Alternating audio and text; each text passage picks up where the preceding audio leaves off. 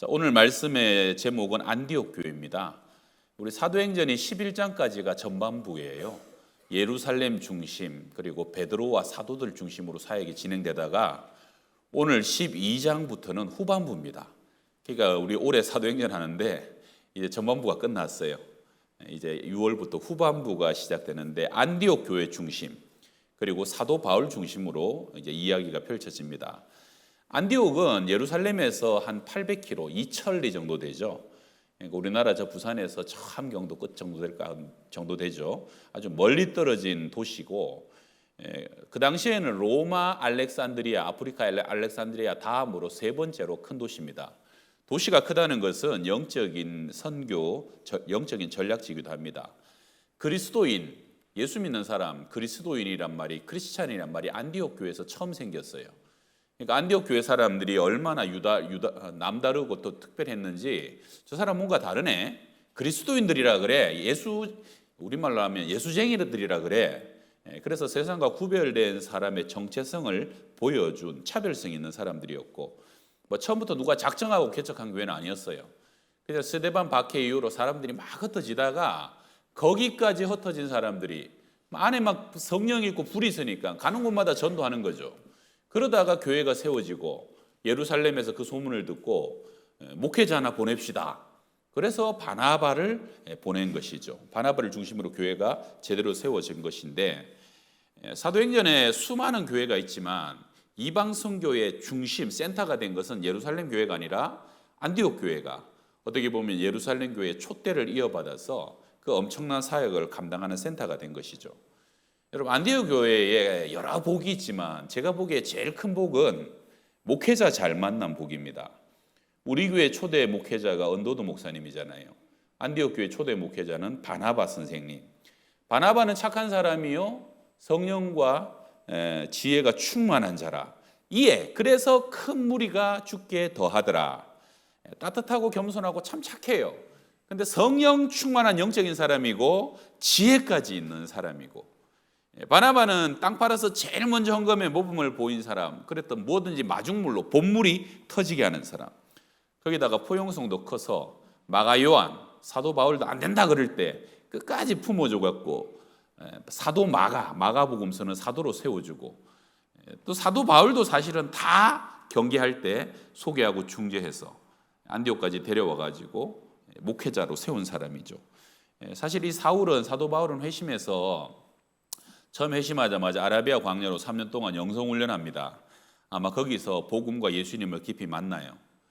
그 다음에 그가 다메섹으로 돌아와갖고 회심했던 다메섹 돌아와서 예수를 전하는데 유대인들이 죽이려고 그러죠. 전에는 막 다메섹에서 교회 죽이러 왔던 사람이 갑자기 복음을 전하니까 유대인들이 죽이려고 하는데 광주리 타고 밤에 급하게 도망가죠. 그래서 예루살렘 가서 사도들부터 만나야 되겠다. 근데 사도들이 안 만나줄 때 바나바가 중재를 하죠. 변했다, 확실히 다른 사람 됐다. 그래서 사도들이 딱 만나보니까 진짜 예수님의 부름을 받았단 말이에요. 주께서 당신을 이방인의 사도로 보내십니다, 선언해줘요. 그리고 바로 전도를 시작한 게 아니에요. 다소로 가가지고 낙향해가지고 한 8년에서 10년 정도, 성경에는 그 기간에 안 나타나요. 아마 하나님이 푹 익힌 것 같아요. 그래서 낙향에 있는데 그때 오늘 바나바가 찾아가가지고 사울, 우리 같이 안디옥에서 목회합시다, 청빙해갖고 비로소 안디옥 교회 목회자로 세워주는 거죠. 두 사람은 안디옥 교회 환상의 콤비가 됩니다. 사울은 열정이거든요. 하여튼 말도 잘하고 설교도 잘하고 은사도 많고 막 특별한 사람 아닙니까? 바나바는 잘 아울러요. 뒤에서 그냥, 앞에서 열정적인 사람이 치고 나가면 상처받는 사람도 있거든요. 버거워하는 사람도 있거든. 바나바는 수용하고 포용하고 그래갖고 아우르면서 아주 환상의 콤비로 그 안디옥 교회를 세워가니까 1년 만에 엄청난 교회로 성장해 갔다는 거예요. 요즘 우리 교회도 하나님이 우리 목회자들을, 우리 목사님, 전사님들을 잘 보내주셔서 제가 생각할 때는 환상의 환상의 드림팀처럼 은혜롭게 목회를 잘 감당하고 있는데, 그렇게 해서 하나님이 교회의 성장과 성숙을 주시고, 둘이 딱 1년 목회했는데 하나님이 부르시는 거예요. 바울과 바나바를 따로 세워가지고 이방의 선교사로 파송해라. 그래서 선교 센터로 됩니다. 우리 길 가다 보게 되면 가끔 안디옥 교회가 있어요. 안디옥 교회라고 간판을 딱 써놓은 교회들은 대부분 다 우리는 선교하는 교회 되겠다 하는 비전을 가진 교회의 일 확률이 큰 거죠. 우리도 아침마다 기도하잖아요. 세계 선교와 민족 복음화에 동참케 하옵소서. 오랫동안 해왔던 기도인데 안디옥 교회가 바로 그런 교회였다. 어떻게 그러한 복을 받게 되었는가? 오늘 두 가지입니다. 첫 번째 한번 따라합시다. 다양함으로 어우러지는 교회. 오늘 본문 1절에 안디옥 교회 5 지도자가 소개되죠. 우리 1절 같이 읽어봅시다. 1절입니다. 시작. 안디옥 교회에 선지자들과 교사들이 있으니 곧 바나바와 니게르라 하는 시몬과 구레네 사람 루기오와 분봉왕 헤롯의 젖동생 마나엔과 및 사울이라. 여기 선지자들과 교사들, 관사가 하나입니다. 5명이 있지만 이 5명이 실제로 선지자와 교사 역할을 함께 했던 사람들, 최고 핵심 지도자들인데, 사실 교회에는 그 최고 핵심 지도자들만 분석해도 어떤 교회인지 분석이 되잖아요. 가장 큰 특징은 그 5명이 참 다양한데 어우러지고 있다는 거예요.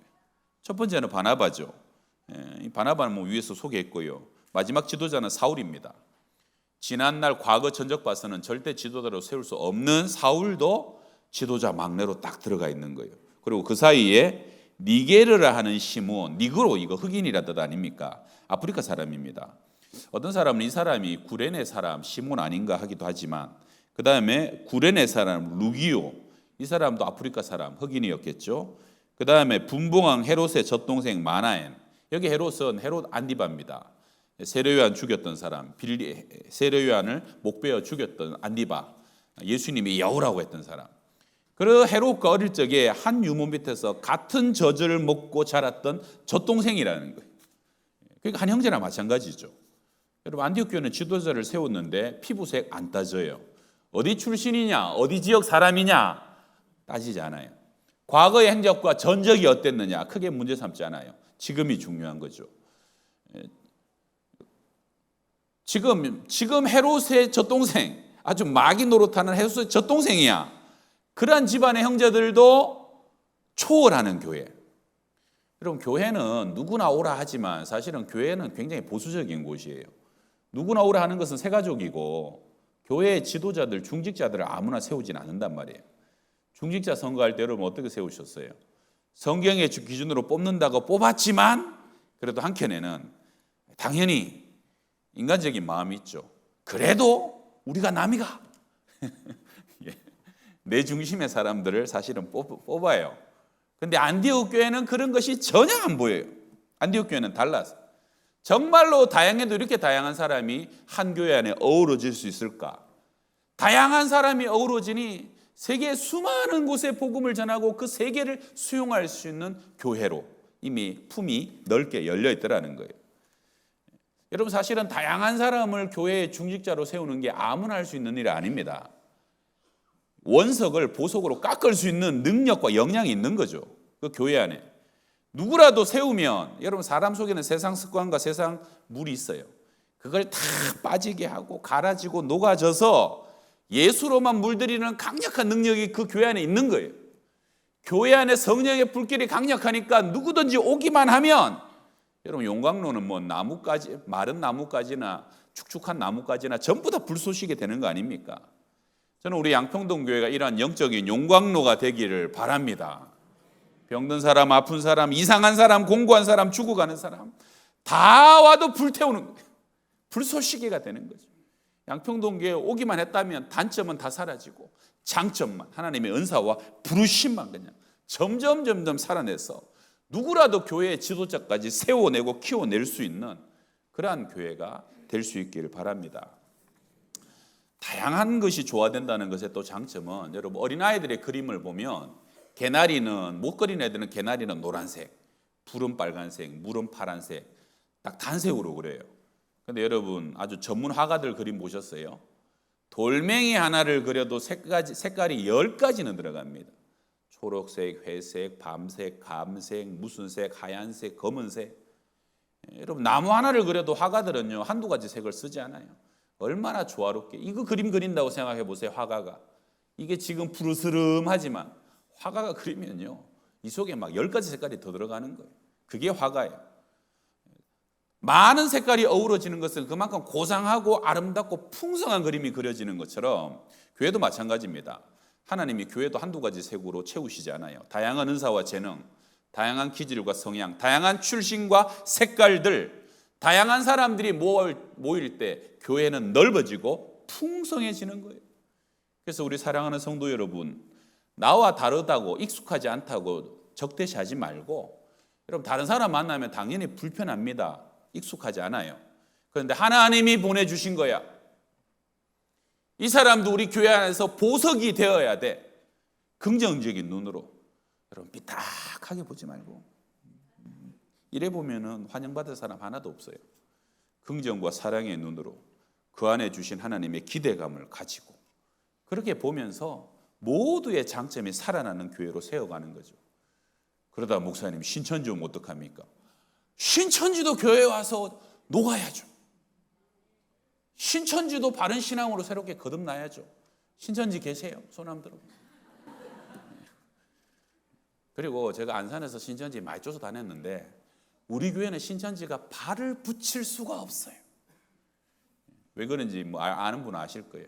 신천지가 발을 붙이려면 비밀이 있어야 되고 저 우리끼리 막 이래야 되는데 우리 교회는 비밀이 없어. 신천지 오셨으면 회개하고 포기하고 그냥 다시 정통으로 돌아오세요. 지난주에는 우리 세 가족이 한 10명 왔는데 주부에 3명이 빠졌던데 그 중에 10명이 청년부에서 왔어요. 7명이 청년부에서 왔어요. 나머지 3명도 다 신혼부부고 또 청년이에요. 야, 요새 이 어려운 시대에 새벽이슬 같은 청년부가 부흥하는 교회. 제가 청년부 요즘 예배 가보면요, 청년부가 진짜 따뜻해요.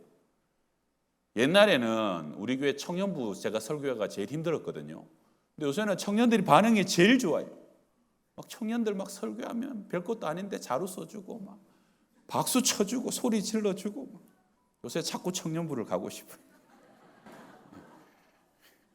우리 청년부 우리 백 목사님이랑 또 우리 조교인 집사님이랑 회장들 임원들이 참 잘해요.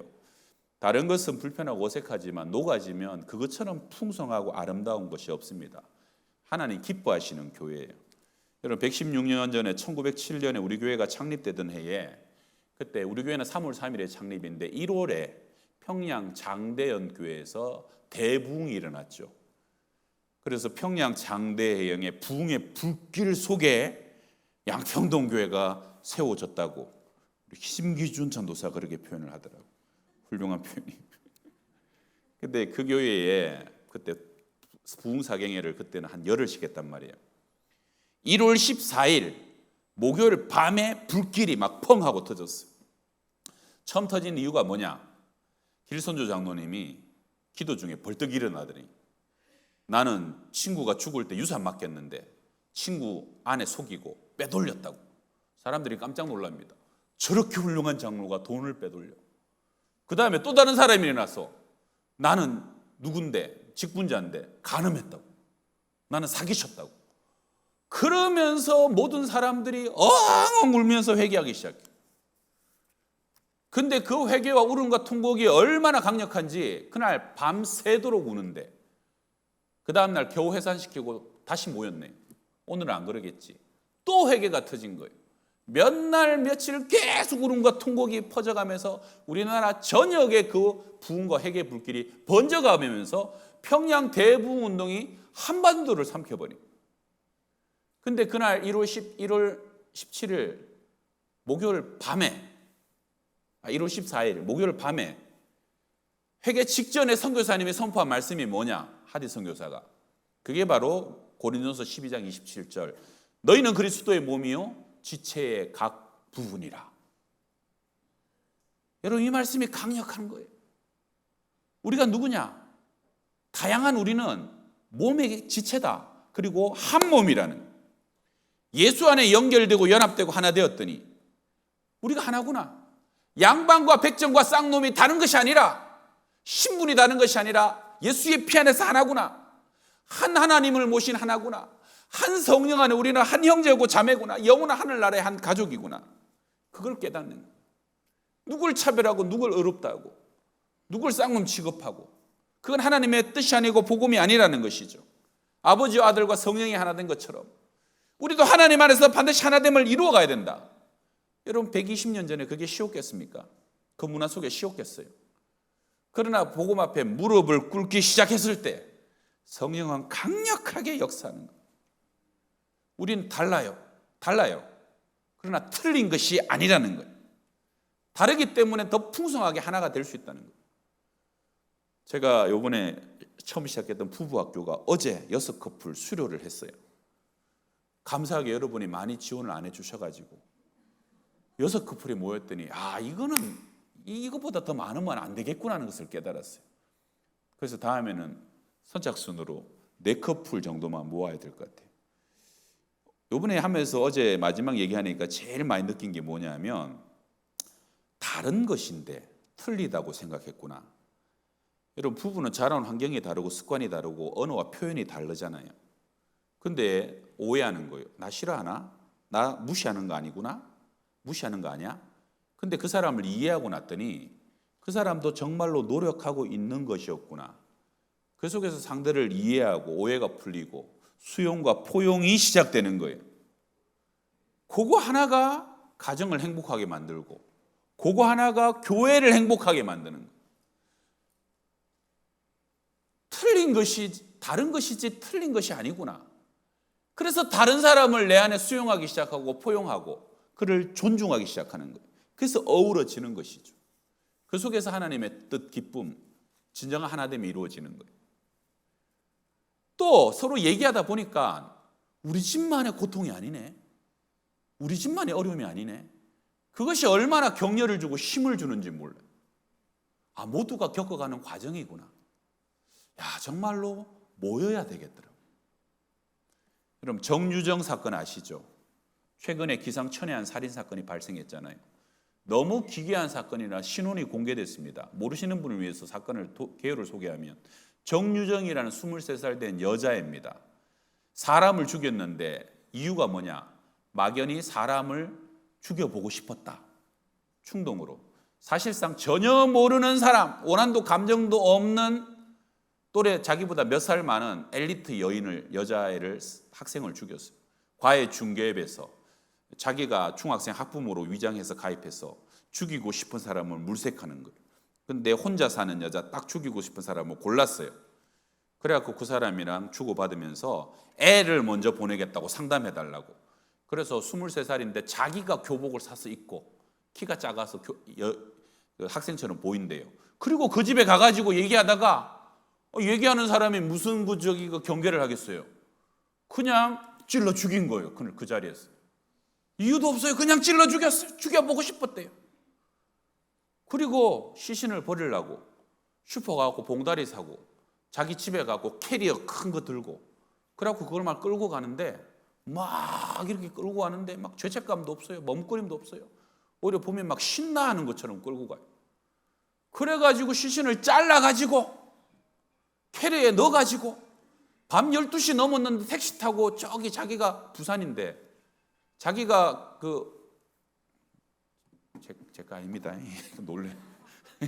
자기가 평소에 산책하던 낙동강 하구변에 택시 기사한테 내려달라고 했는데 택시 기사가 이상하잖아요. 그리고 가방에 피가 묻어 있어요. 그래서 신고해서 경찰이 출동해서 잡은 거예요. 집에 가봤더니 안 그래도 막 아직 못 옮긴 시체들 그냥 동강 나 있고. 많은 심리학자들이 이 정유정을 지금 분석하고 있어요. 그런데 심리학자들의 분석의 제일 큰 특징이 뭐냐? 고립된 사람, 홀로 된 사람이었다. 그녀는 부모가 떨어져서 20년째 할아버지와만 살고 있었는데 할아버지랑 무슨 깊은 교제를 하겠어요? 다 큰 처녀딸이. 고등학교 시절에도 평범했지만 유난히 부끄러움이 많고 친구들이 인사해도 인사 받아주지 않는 아이, 물어도 대답하지 않는 아이, 그리고 항상 커튼 뒤에 혼자 가만히 있다가 뭐 먹을 때도 커튼 뒤에 혼자 먹던 아이, 철저히 혼자 지낸 아이. 그리고 고등학교 졸업하고 난 뒤에는 공무원 시험 준비한다는 명목하였는데 5년째 직업이 없었어요. 그냥 집에만 있는 거예요. 집에서 텔레비 보고 만화 보는데 전부 다 폭력물을 보는 거예요. 각종 범죄물. 뭘 보느냐도 중요하죠. 근데 여러분 폭력과 범죄물 많이 본다고 다 범죄자 되지 않고 다 살인자 되진 않잖아요. 문제는 가족도 사회로부터 완전히 고립돼서 거기에 매몰되니까 그때부터 문제가 나타나는 거예요. 여러분 이 청년이 핸드폰을 분석해 봤더니 또래 친구가 하나도 없어요. 누구랑 통화받은 기록도 없어요. 여러분 얼마나 수다 많이 떨 때고 얼마나 친구 만나서 마라탕 먹을 때고 막 놀러 다닐 때잖아요. 가족과도 대화가 없어요. 친구와도 대화가 없어요. 직장 가서 실험해야 될 사람 볼 얼굴도 없어요.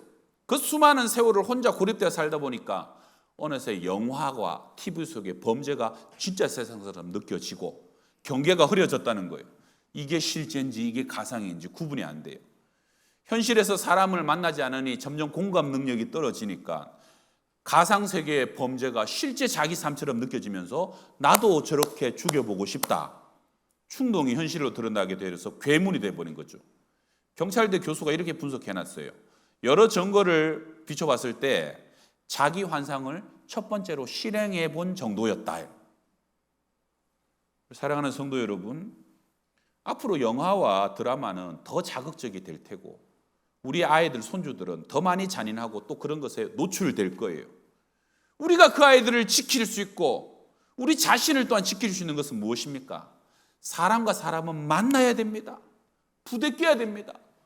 얼굴과 얼굴을 보고 손과 손을 마주 잡고 그 속에서 은혜가 흘러가고 말씀이 흘러가고 사랑과 선행을 격려하며 모이기를 패하지 않아야 될 줄 믿습니다. 그래야 마귀가 삼키지 못하는 거예요. 그래야 어둠이 덮지 못하는 거예요.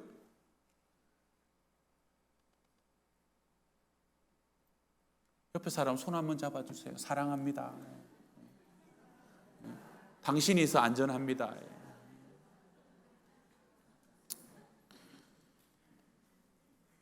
여러분의 자녀는 안전하세요? 충분히 건강하고 제대로 된 교제 속에 아이들이 있나요? 여러분 가정에서도 충분히 사랑해 주시고 공감해 주고 소통해 줘야 됩니다. 교회 안에서도 건강한 영적인 교제와 소그룹 나눔을 통해 가지고 흘러가야 돼요. 예배의 영이 흘러가야 되고 저 선배의 은혜가 흘러와야 되고 저 선배의 묵상과 말씀의 나눔과 기쁨이 흘러와야 됩니다. 아, 저렇게 설교 듣는구나. 저렇게 은혜 받는구나. 저렇게 기도하고 응답 받는구나. 그 교제와 나눔이 진행돼야 돼. 그래야 마귀가 삼키지 못한다. 하나님의 거룩한 기쁨이 내 안에 먼저 맛보아야 세상의 기쁨이 싱거운 거예요. 저는 우리 양평동 교회의 비전 중에 하나는 그런 건강한 소그룹이 생겨지길 바랍니다. 저는 정말 우리 교회의 구역들이요, 정말 모이면 그 구역에서 은혜가 나눠지고 기쁨이 나눠지고 말씀의 교제가 나눠지고 들었던 설교가 갑절로 풍성해지는 그러한 구역들이 이제 몇 개라도 꼭 생겨나길 바라고요. 우리 청년부가 그러한 조별 모임이 되길 바라고, 우리 장년부가 그러한 교제가 되길 바라고, 우리 중등부, 고등부 우리 아이들이 예배 마치고 말씀의 교제가 서로 풍성하여서 예배도 기다려지지만 반 선생님 만나는 것이 기다려지는 우리 말씀의 기쁨과 말씀의 즐거움, 하가의 기쁨, 뼈닦이 먹을 때 개들이 하가 하고 그걸 막 몇 날 며칠을 빨아먹는 것처럼 그런 말씀의 깊은 기쁨을 소그룹 속에서 나누고 묵상하고 흘려보내주시는, 그래서 아이를 1년 가르치고 2년 가르쳤더니 애들이 어느 날 전도사님을 닮아있고 선생님을 닮아있고 구역장을 닮아있는 그런 건강한 소그룹과 나눔이 이 시대를 살리고 교회를 살리고 우리의 영혼들을 살리는 능력이 될 줄 믿습니다. 어우러져야 돼요. 다양함이 어우러지고 만나고 뭉쳐지고 그냥 가루로 다 갈아져서 성령의 기름으로 한 떡이 되고 한 몸이 되고 한 교회가 돼야 되는 것이죠. 두 번째 따라합시다. 따로 세워 보내는 교회. 이스라엘엔 바다가 두 개 있는데 갈릴리 바다와 사해 바다죠.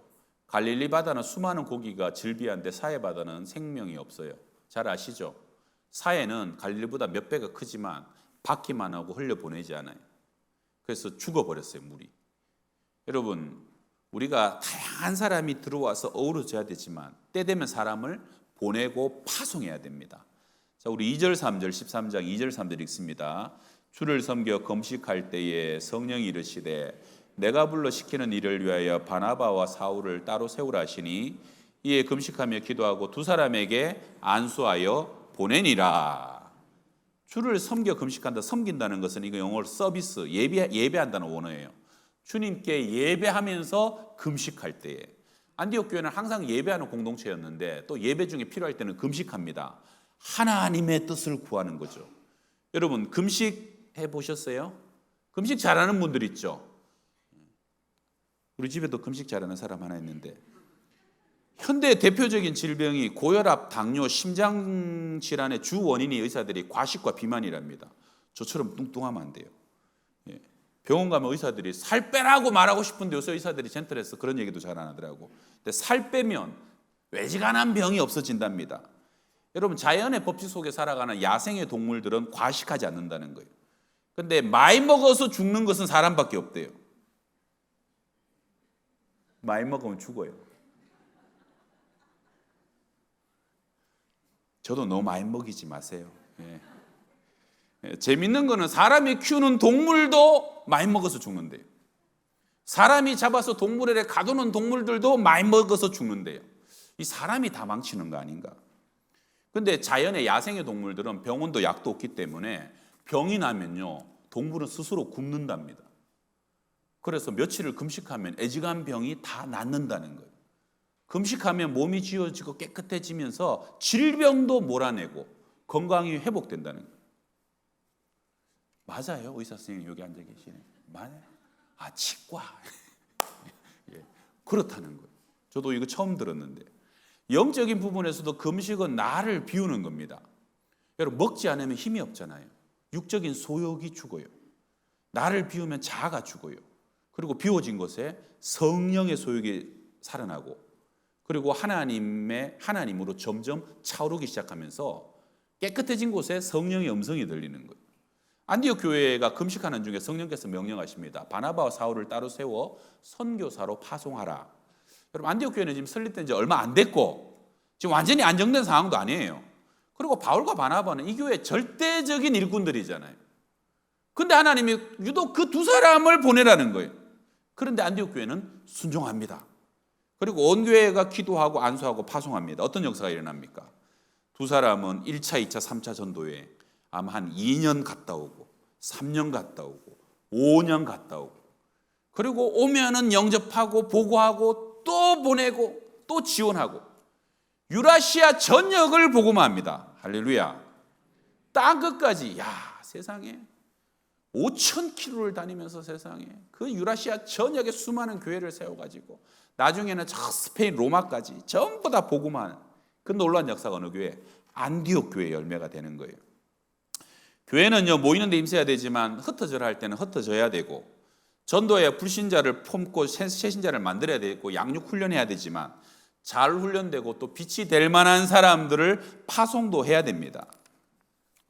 근데 여기가 편한데요, 여기가 좋은데요, 맞죠? 그렇지만 성령이 떠나라고 하시면 떠나야 되고 하나님이 보내라고 하면 보내야 되는 것입니다.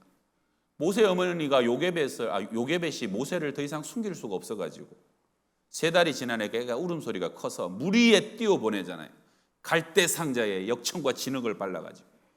여러분 그 물 위에 아기를 돌도 100일도 안 된 애를 띄워보낼 때 이거 물살에 뒤집히면 어떡해?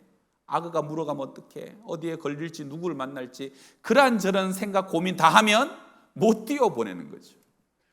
근데 요게벳이 띄워보냈던 이유는 뭡니까? 하나님을 믿었던 거죠. 하나님의 물결이 가야 될 곳으로, 성령의 바람이 만나야 될 사람을 만나게 하실 것이다. 언젠가 내가 이 아이를 더 이상 데리고 있을 수 없는데 띄워보낼 때를 위해서 기도로 그때까지 준비하고, 그리고 하나님 믿고 띄워보냈더니 하나님이 그 모세를 인도하시잖아요. 여러분 세상에 사람 믿어서 할 수 있는 것은 별로 없어요. 사람의 능력이 뭐가 있습니까? 하나님 믿어야만 할 수 있는 겁니다. 그래서 금식하고 기도하고 하나님의 음성 말씀하시면 우리는 순종합니다. 그리고 결단했더니 안디옥 교회가 엄청난 복을 받은 거예요. 떠날 때는 떠나 보내는 용기가 필요한 거예요. 오늘 신약 본문, 구약 본문, 이름으로 남자가 부모를 떠나, 자 같이 읽어봐 시작. 이름으로 남자가 부모를 떠나 그의 아내와 합하여 둘이 한 몸을 이룰지로다. 아멘. 결혼한 자녀 떠나보내는 것도 똑같습니다. 아들 믿고 딸 믿으니까 떠나보낸 거 아니에요. 얼마나 안쓰럽습니까? 큰 나이만 먹고 결혼만 했지 저거 아직 철도 없는데 못 떠나보내. 엄마한테 다 얘기해. 뭔 일 있으면 쫓아와. 돈도 어떻게 쓰는지 다 말해봐. 그러지 말고 하나님이 떠나가라 그랬으니까 하나님 믿고 떠나보내는 거예요.